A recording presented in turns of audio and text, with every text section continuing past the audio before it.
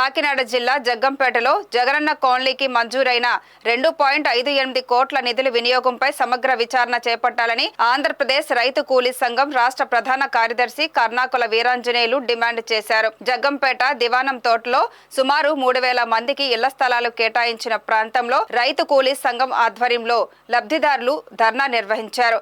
కనీస వసతులు లేకుండా తీవ్ర ఇబ్బందులు పడుతున్నామని వారు వాపోయారు. ఈ సందర్భంగా కర్ణాకుల మాట్లాడుతూ ఆ కాలనీలో మౌలిక వసతులు కల్పించడంలో ప్రభుత్వ అధికారులు విఫలమయ్యారని, దీంతో అక్కడకు వెళ్లలేని పరిస్థితుల్లో ప్రజలు ఉన్నారని ఆవేదన వ్యక్తం చేశారు.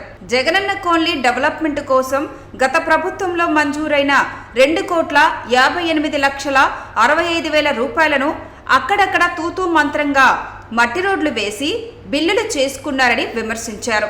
గుర్రపాలెం, గొల్లలగుంట, మర్రెపాక, రాజపూడి మొదలగు గ్రామాల నుంచి గ్రావెల్ మట్టి తరలించి జగనన్న కాలనీ డెవలప్మెంట్ చేసినట్లు రికార్డుల్లో నమోదై ఉందని, కానీ ఇక్కడ తూతూ మంత్రంగా రోడ్లు వేసి కోట్ల రూపాయలు ప్రజాధనాన్ని దోచేశారని ఆయన మండిపడ్డారు. తక్షణమే జిల్లా కలెక్టర్ స్పందించి దీనిపై సమగ్ర విచారణ జరిపించి బాధ్యులపై కఠిన చర్యలు చేపట్టాలని డిమాండ్ చేశారు. 60,000 రూపాయలు నిధులు మంజూరైనవి.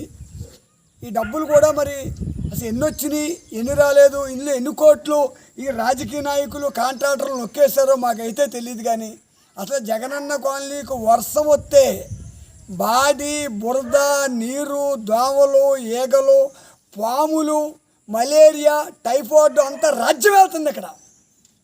కానీ ఇప్పుడు వచ్చినటువంటి ప్రభుత్వం ఏదైతే ఉందో, ఇప్పుడున్నటువంటి ఎమ్మెల్యే గారు, జగ్గంపేట ఎమ్మెల్యే గారు జ్యోతులూరి గారు ఈ 2,50,60,000 మీద న్యాయ విచారణ జరిపించాలి. తక్షణమే కాకినాడ నుంచి కలెక్టర్ గారు వచ్చి అసలు ఎన్ని కోట్లు రిలీజ్ అయినాయి, ఈ కోట్లు ఏమైనాయి, ఇందులో పోసిన 10 తాటల మట్ట, 20 తాటల మట్టి బురద పోసారా, ఆ రోడ్లకి ఈ పోసిన 10 తాటల మట్టిలో కూడా ఎవరు వెళ్తున్నారా, వెళ్ళట్లేదా, మనుషులు వెళ్తున్నారా, వెళ్ళట్లేదా, ఈ గర్భిణీ స్త్రీలు, హాస్పిటల్లోకి వెళ్ళే పెద్దోళ్ళు, ముసలోళ్ళ పరిస్థితులు ఏంటనేది తక్షణమే తూర్పుగోదావరి జిల్లా కలెక్టర్ దీని మీద న్యాయ విచారణకు ఆదేశించాలి. ఆయన రావాలి ఇక్కడికి. ఎందుకంటే సీఎం గారు కూడా చెప్తారు, చంద్రబాబు నాయుడు గారు ప్రజల బాధలో కలెక్టర్లు వెళ్ళాలి అంటున్నాడు. అసలు ఈ జగనన్న కాలనీలో ఇన్ని కోట్ల రూపాయలు కుంభకోణం జరిగింది కాబట్టి ప్రజలపై పీడిత తాడిత ప్రజలు ఈ కాలనీలో ఉంటున్నారు.